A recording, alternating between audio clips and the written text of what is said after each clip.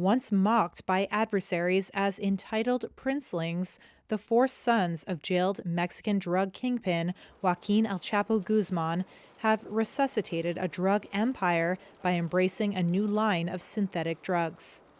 The brothers are collectively known as Los Chapitos, or the Little Chapos, and their early bet on fentanyl, a synthetic opioid 50 times more powerful than heroin, allegedly helped supercharge an opioid epidemic in the United States. Not everyone believed Los Chapitos could take the reins of the Sinaloa drug cartel empire built by their notorious father. Mike Vigil is the former chief of international operations for the Drug Enforcement Administration. Even though they were members of the Sinaloa cartel that were brought in by the father, the rest of the cartel had very little respect for them because they looked at them as spoiled brats who had never gotten their hands dirty like everybody else. The Guzman siblings were once only notable as minor social media celebrities who flaunted their wealth, and their futures were far from certain since their father's latest arrest.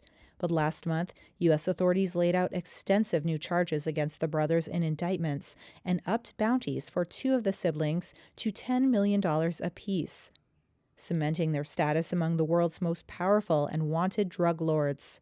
The siblings deny any criminal involvement. Los Chapitos, for the first time ever, released a public letter last week denying claims that they traffic fentanyl and rebutting allegations made by U.S. officials in a recent Washington press conference. But law enforcement sources say that after his father's arrest in 2016 and extradition in 2017, the youngest son, Ovidio Guzman, became a high-level leader in the cartel. And Mexican sources say the new generation has embraced violence as a means of control.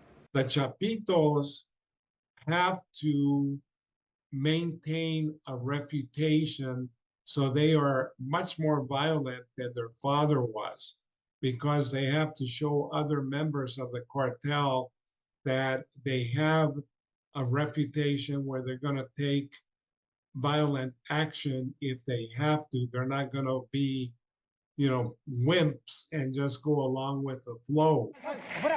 Mexico's army did ultimately apprehend Ovidio Guzman earlier this year by sending hundreds of troops to raid one of his homes in rural Sinaloa.